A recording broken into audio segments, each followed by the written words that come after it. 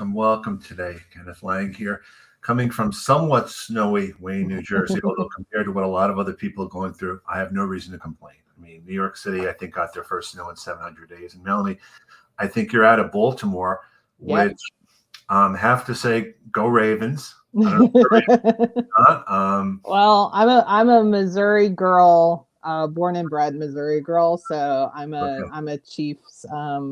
Gonna be a Chiefs rooting for the Okay. Chiefs.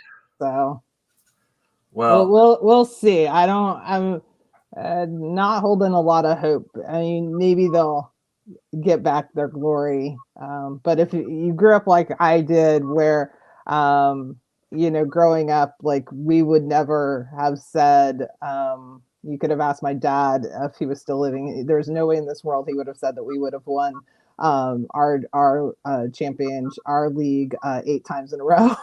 So that didn't happen back in the day. So I know for us, because I'm a Giants fan, and I've yes. had so much fun this past weekend between the Cowboys losing and the Eagles The losing Eagles lost last night. and So rooting for the Bills. And that's one of those things I actually miss in a way going into the office the day after the playoffs, kind of, talking like that. But I'm looking forward to the conversation today just to see where things go. yeah. For me, it's been a very interesting start to 2024 because in some ways I find people now are looking to go back more in person, but they're still trying to figure out how to do it, why to do it. And LinkedIn has become for me, a little bit of a challenge working with people because of the recent limitations. I mean, do you have certain things that you've been finding in the last few weeks or months that have kind of you've had to kind of change up a little bit?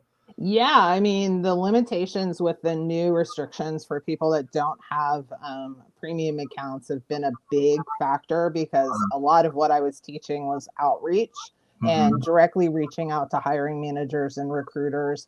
A lot of times when I see somebody post about like, oh, I'm getting all these these messages with no customized, Right. message. And I'm literally like, I'm just pushing back on a lot of people that do have premium, just reminding like, we've got to step up now and maybe not, we have to discern, show our discernment, of course, if the person is or isn't in your wheelhouse, that's one thing, but give a little grace in that because we're dealing with major restrictions. And as a mom to two 20 something year olds who one's in college, one's just celebrating a year with his latest company this week, I wouldn't encourage my kids right now, to be honest, to sign up for premium. I don't, like they wouldn't necessarily need it per se.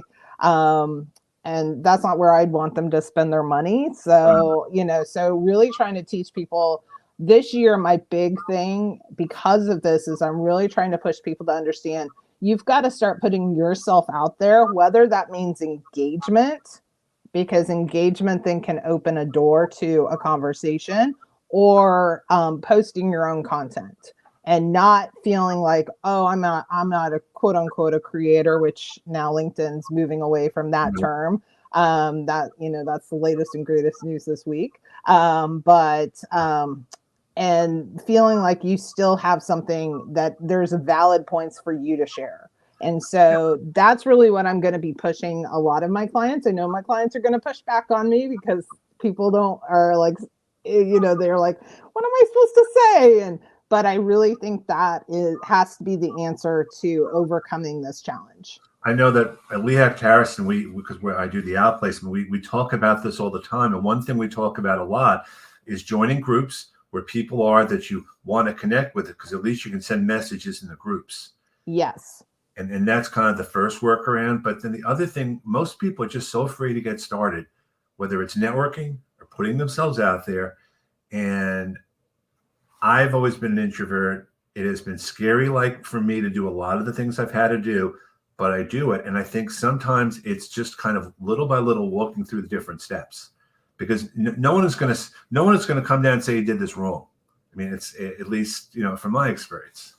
Yeah, and I always tell people like there's really no, I mean, there's certain things that you shouldn't do, of course. But how you get to the end point, like it's not like you have to post 7 days a week. It's not that there's all these things. There's not necessarily a one size fits answer for everyone. If it was, there wouldn't be all these people talking about LinkedIn, for Pete's sake. Right. So, we'd all be doing it. We'd all be following the protocol. So, and I think it's really just important for, like, especially job seekers to understand, like, creating some content around your wheelhouse, around your niche, allows you to show some expertise and some knowledge that really helps you stand out from the pack. Because truthfully, not a lot of people are doing it, and it is scary. It's like, oh my gosh, nobody's gonna like it. I'm not gonna get any comments or anything. And it's, even if you get one or two, you got to start somewhere. And you don't have to, we're not talking about going viral, or, I mean, if, and sometimes that's not even a big, a plus side to going viral. There's more downside sometimes to that. But, not being overwhelmed by it and just trying it. I mean, I always say to people that are in that place, what do you have to lose? What if you added just that extra, like, what if that was something you could add to your job search to help you stand out from the crowd? Yeah. Like, there's just nothing to lose in that situation. I think in some cases, and I say this to a lot of my clients, I'm looking at your profile and it doesn't really reflect who you are. And the resume is the same thing. If you can't make it crystal clear, and I have to ask this question of you, Meryl said, who's Mr. Simpson? Oh, so Simpson he is my cat, and Okay. he's actually sleeping right now, so he's actually behind closed doors. But no, he makes appearances regularly on LinkedIn. I don't know if he hasn't done LinkedIn Mastery because I co-host with Rachel and Bobby on Tuesdays. Okay. But on Tuesday nights and Thursdays, I also do 2 other LinkedIn rooms, and those end right at 7 o'clock. And at 7 o'clock, about 6:58, he will make an appearance and say to Mom, "Time to get off. Like, get off the phone." At 6:58, everyone knows, like, no, the cutoff time for me to stop working the bell has rung, and it's time. And he's very vocal. He likes to be known. Right. A lot of people know him. He's his own little celebrity. People send him well wishes in my messenger. How'd you get the name Mr. Simpson from him? You know what? My daughter picked him out of the crowd. We had lost a cat. Okay. And I was on the fence about adopting a new one, and she kept going back, and a lady said, we have this little guy, his name's Simpson. And he's just a big old love bug, and he's definitely my baby now. My daughter's gone off to college, and I've still got him. So, and he's very needy. He's very he's very vocal. If I were off, he always makes sure he has his dinner before I start my career coaches on call and LinkedIn 101 calls at night. I've actually picked up. I'm doing a lot of more audio this year. I'm doing a thing with Bobby on Thursdays at 2. I have another room I do with Virginia Franco and Claire Davis, and I actually just started another room with Andy Foote. I don't know if and his and it's a whole different experience on LinkedIn audio. And I kind of did a little bit on Clubhouse, but I happen to like that in some ways, in a different way than this, because it gives me an opportunity to listen. And I go to a lot of rooms too. And I think that's a great way for people to actually start networking, is to attend rooms. I know I'm seeing Brenda here is on the call. Brenda, I missed her thing at 12 o'clock today, and I'm so sorry for that. But I know she's going to be doing a thing at 4:30 today, and looking forward to that. And Lynn Williams, I'm so sorry about your Eagles. Not really, but I am sort of sorry. So, I think it's just great because I've gotten to not just learn what people do, but learn about them. And I think that is such a big part of this whole community that we've built. I think that's one of the challenges, is that we all come from a good place on how we want to help people. And so one question that I get a lot of times is, how do I know what advice to listen to? Yes. I get that every day, wherever I am. what makes your advice the best? Why should I do this or that? And I don't really know the best answer at times, but I'd be curious, do you get that question too? It's funny. This was not set up, I promise you folks, but this Thursday, I've already written it. I already have it scheduled, but that is actually what my newsletter is all about I didn't know because that either. yeah, it's all about like well, a little bit about how I got into career coaching, what I kind of really wanted to focus on, but also like how do you choose the right coach? Because I had just read this article that was not so favorable to career coaches. Um, about a gentleman that claimed to have spent like $20,000 on career coaches. He claims to have not got one dime of value out of the entire time with all these coaches. And I can understand. I mean, I definitely understand that because I think sometimes it's expectations are not aligned. But I always tell people too, like, because I was a recruiter for 20 years, I never guaranteed somebody that I could land them a job. The reality was my product is a human being, on both sides of the fence. So I was the mediator in that between client and candidate.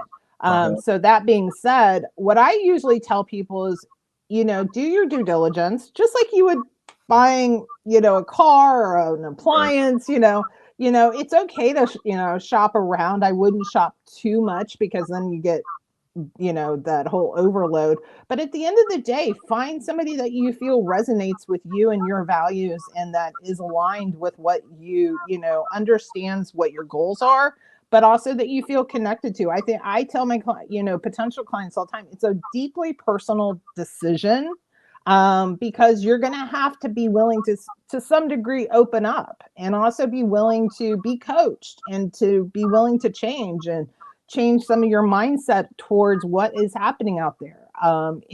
Job searching is not an easy process to go through. I don't care if you have 1 year of experience or 25 years of experience. You are going to, most likely face some struggles. You're going to get, I'm going to tell you right now, you're going to get rejected.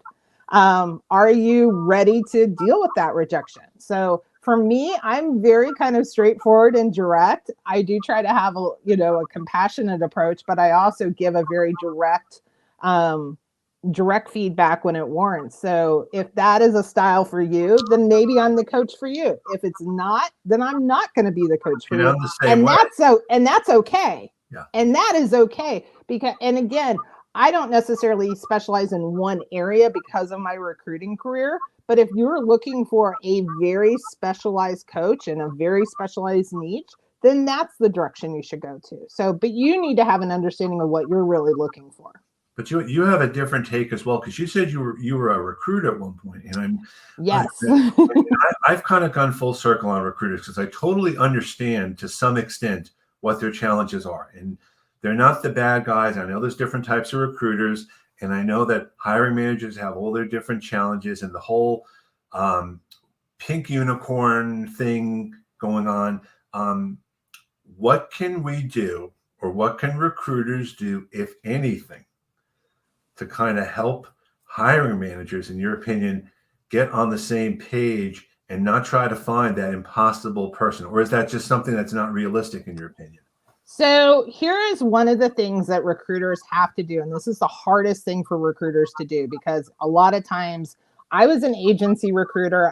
So I worked for an outside agency. I was hired by companies to work with them to help identify talent. I've worked in many different industries all throughout the United States, over 20 years of doing it. One of the things that you have to be willing to do is walk away and say, you have to be able to say no to a hiring manager. That is much harder in internal because internal you can't, but I've done it internally too, where I literally told my CFO, the director of marketing for the last company was that his expectations are unrealistic. Unless he's willing to change, I cannot present him candidates. And you have to be willing to you put yourself out there and know, and they have to be able to see what they're asking for is not realistic. And so if they have an unrealistic expectation, if the salary is just not like, okay, this you're asking for, a king and a queen, I've got a prince and a princess down here, are you willing to budge? If the answer is no, then you're not going, either I can present you what you want and I can show you the level of difference, and I can also show you what is not going to happen. But you have to be willing to walk away and say, you know what? I'd love to help you. I have the right people, but not an exact fit based on what you're asking for. Are you willing to negotiate on that? There's a whole negotiation process in the back end of things before most people even see a job description. And so recruiters have to, be vocal and, and I know how hard it is because, when my livelihood was my candidates getting hired, so it's like walking away from a sale. You want to like try to fit the square, a peg into the circle. But until we start pushing back and having those conversations and setting realistic expectations, then you're going to continue to have this struggle where there's going to be these positions that are not aligned salary based on experience. So one question that I also get a lot of too is people apply for a job and then they find 30 days later the job is still there, and they want to know, should I apply? If I shouldn't apply, why is the job still there? And I have my thoughts about it. I mean, whether they paid for it or whether they've just kind of changed the word or something. But I'd be curious to know what your thoughts are about that.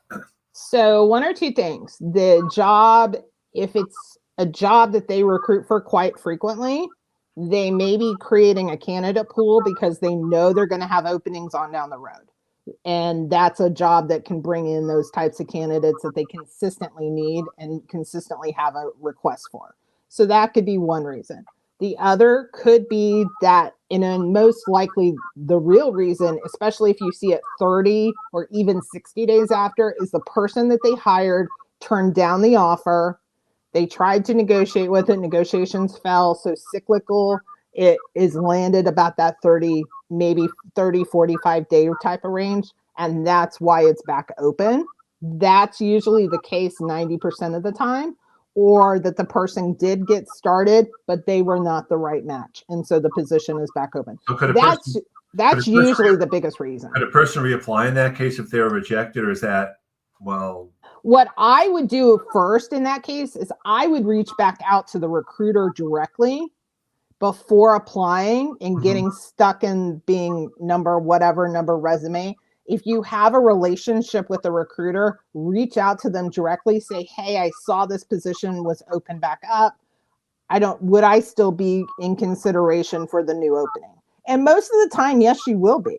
But that can help circumvent the process and get the process going. I just said this to one of my former clients who reached out to me today and asked for advice on reaching out to an HR person. And I said, here's the thing. Nobody will begrudge you for reaching out and being proactive in your search. In fact, I would be the recruiter that if I got that email that said, hey, is that opening that you mentioned back in November, has it come to, what's it looking like, or what's the, is it going to be open, say next month or something? I would be that recruiter that'd be like, oh, you know what? I need to reach out to that hiring manager right now and call them and find out what the heck's going on with that job. That would serve as a reminder for me. Recruiters, HR, talent acquisition, wherever they fall on the spectrum, they are it is a very hard job. It's not for the faint of heart. I always say I'm a little bit crazy. I know I'm admitting this on air, but I did it for 20 years, and recruiters there's a little something off with us because our job is all based on rejection. You live off of you might get one yes a day, and you live off of that. You're like, oh my gosh, the candidate said yes to me. The client said yes to me. It's whatever. But 90% of the job is being rejected every single day, almost every single day of the week. I definitely want to put some comments in here too from before. Definitely have to be open-minded and find a connection with your career coach. And I'm going to be working with different people than maybe you, and that's absolutely okay. And a lot of times I'm very happy to recommend other people. I think it's so important to do that. Now, Tom actually put down something here. He's actually a recruiter. He said, job seekers pulling out of job offers happens more often than you think. Yeah, absolutely. And I hadn't even thought about that so much as the reason why. And that's why it's helpful to understand, like, if you want to follow up with a recruiter. And Maron asked, any advice on creating and maintaining relationships with recruiters on LinkedIn? And that's, I'd be curious. I mean, I have no problem reaching out to recruiters, but I think in some cases it depends. How do you reach out? Like if you're applying for a job and you've applied to the company, do you want to follow up with a connection request, or is it just kind of having a conversation? And I'd be curious to know. So I do suggest doing a connection request because DMs in LinkedIn I get lost in my own DMs. I mean, I literally check my DMs first before I do my emails because they just get pushed down. And and honestly, I've been guilty of not responding to somebody because I was like, 4 hours later, I've got, another set of DMs and I'm like, oh shoot, where was that? Who was that person that just responded? I forgot to respond to. So I do suggest doing a connection request and if you can put in a note, if you can't, then I would suggest going to their profile first, check to see how active they are. Now, recruiters sometimes are not active. And I know this is going to shock a lot of people because we see some big time recruiters, big name recruiters posting content every single day. But your average recruiter really doesn't necessarily post a lot of content. They're doing stuff behind the scenes. So they may not see a lot of activity, but see if they're commenting on different posts. That's one way to see if they're not creating content, but see if they have any type of activity. That's a good indication. Also check to see, I mean, I really love, honestly, I do love, even though it's not necessarily my area, I love working with recruiters and really now teaching them how to use LinkedIn properly. I wish I had somebody truthfully I'm just going to say like myself or another coach that would have, because how I got to, I have an immense amount of connections, which I'm entirely grateful for. I'm grateful for my followers, but how I use LinkedIn as a recruiter was very different than how I use it today as a coach. And it's a lot of stuff is doing searches, trying to find people, sending messages. A lot of it's behind the scenes, but if you can include a message or a note with your connection request, it will pop up also as kind of a reminder to that person, to kind of respond. And then if you do see them, that opens the gate to be able to send them a message now. Right. And say, hey, I know how busy you are. I know how swamped you must be. It's right after the first of the year. I can tell you with Martin Luther King Day here in the States yesterday, that is now the cycle of when the floodgates really open. Hiring managers are now like, oh my gosh, I needed my person back on the 2nd, but they were still kind of in the holiday zone. Now's the period where it's going to get really hectic. And I think it's going to be that way. I think we've seen a little bit of an uptick. I mean, the market is still kind of shaky, but I think we're still seeing some positives coming down from right at the end of the holidays. Now, what is your thought about open to work? That is one of the questions. I get that all the time. I know. And we all get that all the time. Yeah. And I would be curious. I mean, my feeling is it doesn't hurt. Maybe pull it on or off, but I would just be curious to know what you think. So I have, I kind of ride the middle of the road. I'm not going to lie to you. So if you absolutely desperately are like, you need it 100%, you do it's a tool in your toolbox. Okay. Here's what I will say. Recruiters 90% of the time do not care. They're like, recruiters are so open-minded, open box thing. A lot of recruiters are. They're like, they want the candidate. They want the best candidate. Where the issue actually comes, it's not the recruiters that have sometimes the issue. It's really the hiring managers that I find have preconceived notions about being hiring managers love the idea of a candidate that is more passive than active. So I do think it does depend on your level of position. So I think if you're in that, really senior level director, VP, is definitely in the C-suite. Unless it's something desperately, I probably wouldn't use it. Now, if you're getting started, you're brand new in your career, absolutely. I think it is a good tool. But hiring managers tend to be the ones with the preconceived notions of the passive versus active candidate, and that being the type of person that they're seeking. So this is a question which, again, Valerie posed this question here, which is a very big part of the challenge that I have working with people, is the discouragement, not hearing anything. And again, sometimes I've heard recruiters don't hear anything. Yeah. So, again, if they have nothing to say, now, should they say something? Maybe, maybe at the beginning, there should be some understanding as to how you stay in touch and all that. But again, I'd be curious. Again, I'm looking into from a job seeker perspective. I totally understand it, and it's absolutely frustrating. For sure. It is absolutely frustrating. I can't say that I wasn't, that I am sure I did ghost people when I was a recruiter. I'm not going to sit here and tell you I never did. I wasn't perfect. What I will say is a lot of times, as you mentioned, Kenneth, that a lot of recruiters get ghosted by, especially even your own internal hiring managers. Sometimes you have to go track them down, and it's like trying to find Bigfoot. It's like, where the heck did they go? And so recruiters get ghosted a lot more than people realize. They don't get feedback. They could have 3 or 4 interviews from their agency all lined up and not hear back at all. Recruiters have to be bold enough to say, hey, hey, Joe, you interviewed 4 of my candidates. I haven't heard back. Could you just do me one favor? Could you send me a quick email and tell me, ideally why, or, hey, is this job closed? You just found another option. I'm assuming you're not interested. You have to in a sense, kind of control that power and take it away from them, because if they're still interested, something else happened behind the scenes and they've caught up in their schedules, then they'll be like, oh, no, don't do that. I still want candidate A and B. I'm still interested. Then you got to start okay, and again, we talk about boundaries. Okay, this is what I need. I need next time, if we do this, I need you to give me the feedback within 24 hours. You have to set those boundaries. It doesn't happen it doesn't always happen according to plan, of course, but recruiters really have to do that. If your recruiter doesn't get back to you, first and foremost, and I know it's hard, but please don't take it personally, because that's where we have to kind of separate. And I know people are desperate, and I know people are waiting on that information. Just continue to really be and you do the same. Go, I'm assuming the answer is no.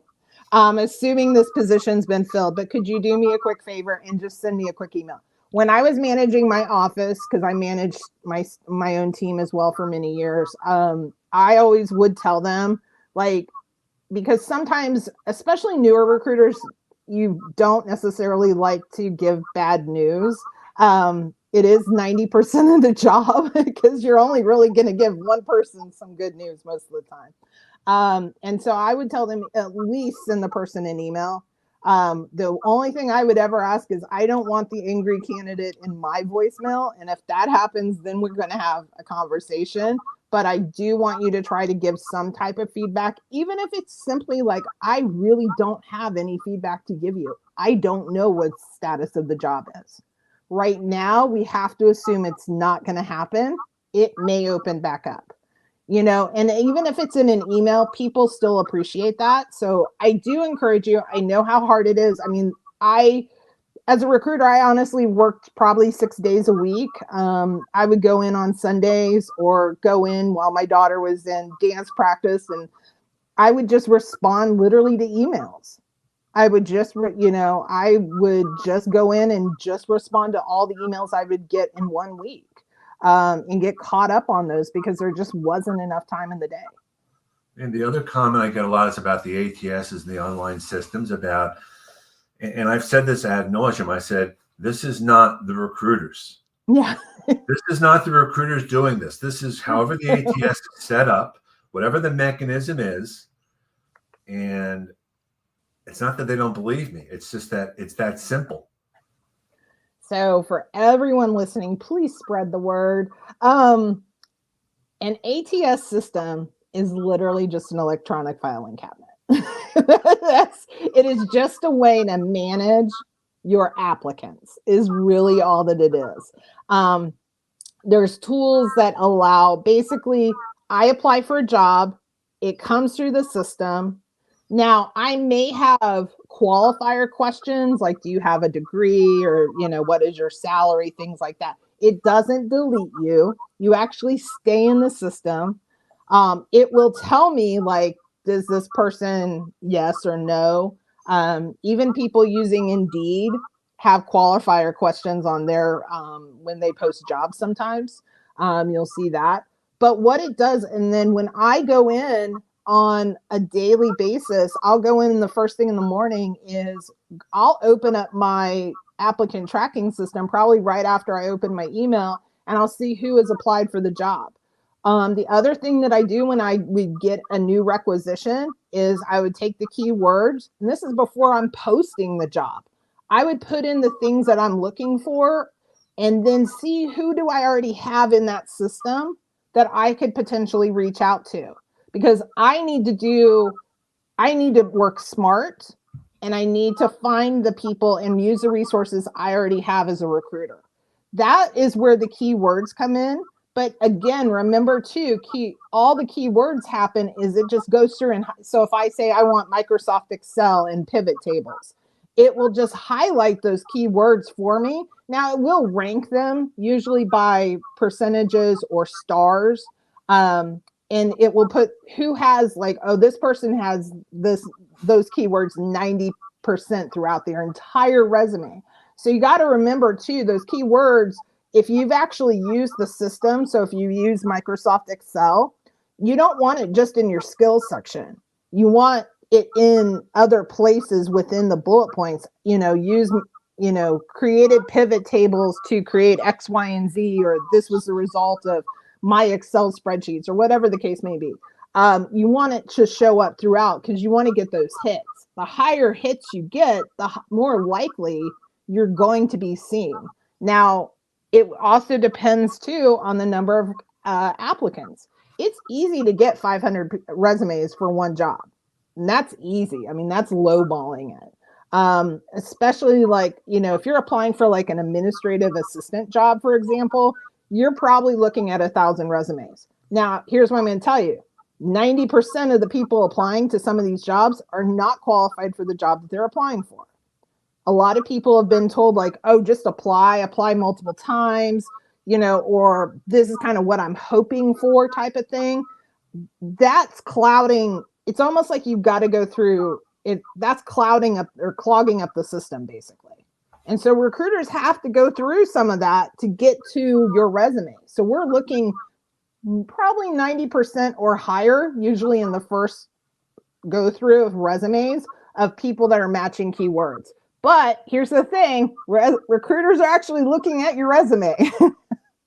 They are looking and seeing, where do I see the experience? Where's this that I'm looking for? I know that hiring manager wants X, Y, and Z. Do I see it on a resume? Okay, you're in my yes pile. And then I'll go through another sorting process. So it's not glamorous. It's not sexy. Looking at resumes, honestly, it could be your entire day, depending on how many requisitions you have. And that's all you do. So yeah, it's not a glamorous job. But that's a little bit about the process. The ATS is not your enemy. It really is not your enemy. And good recruiters will also know how to work their ATS system to find good candidates. So as Joey says, you got to be politely persistent. Yes. And positively professional. Yes. So Thomas Pounder is a recruiter. We need ATS when we get 300 applicants for one job posting, one position. It's keyword density and diversity. And there's so many tools now between AI and everything else that can kind of parse your resume and tweak it along.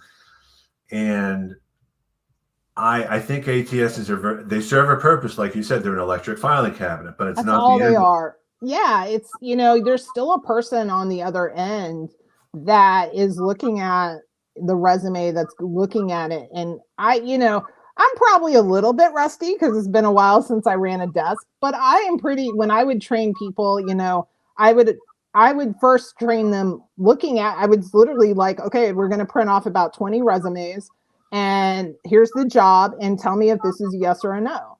And because you're still going to need, regardless of those keywords, you're still going to need to know, can you identify a good candidate? And I can say I can look through a resume fairly quickly and go, okay, you're my yes pile. And all that means is I'm going to dive into your resume a little bit more deeper, but I need things that I'm looking for immediately. So that's where the job description does come into play. Mm-hmm. And again, there's not an exact science.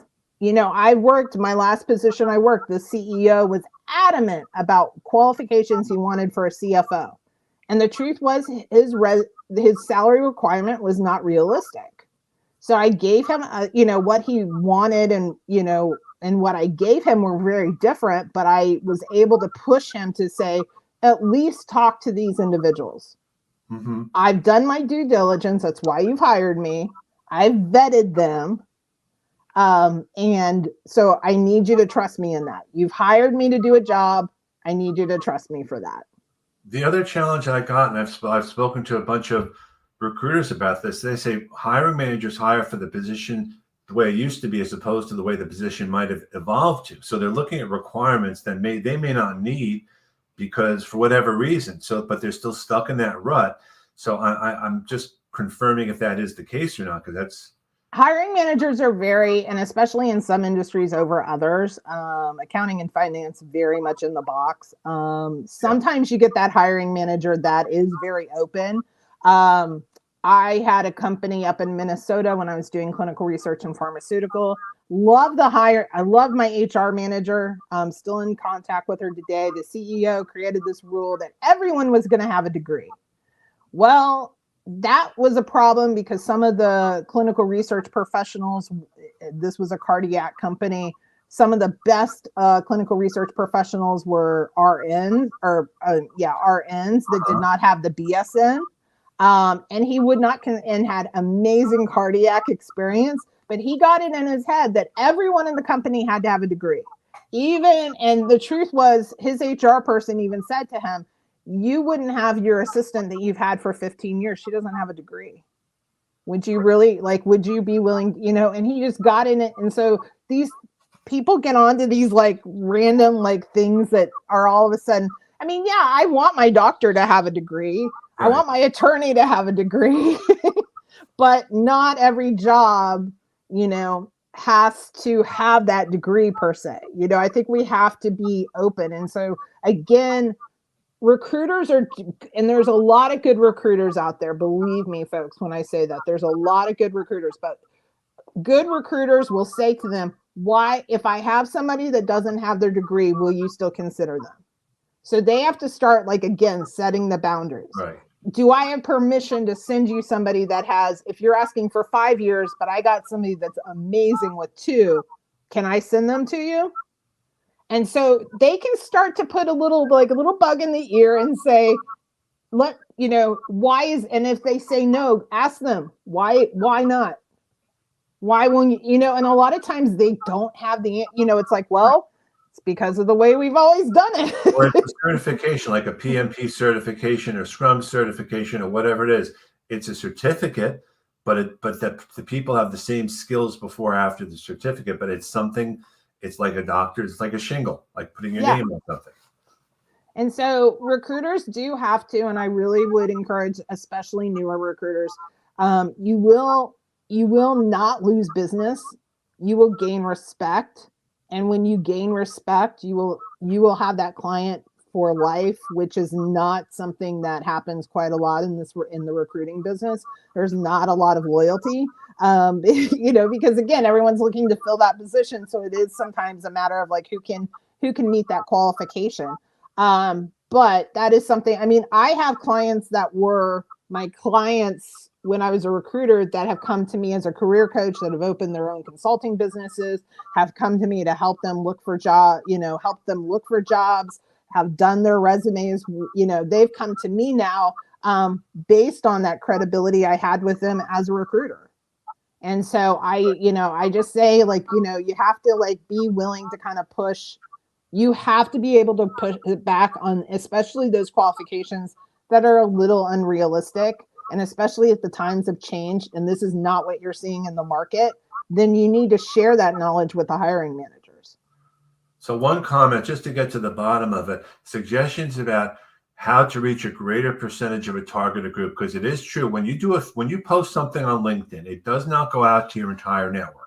Right. It goes out to a certain percentage, and then based on engagement level, based on how often you follow up, it may go out to more. It's kind of like an A/B testing thing.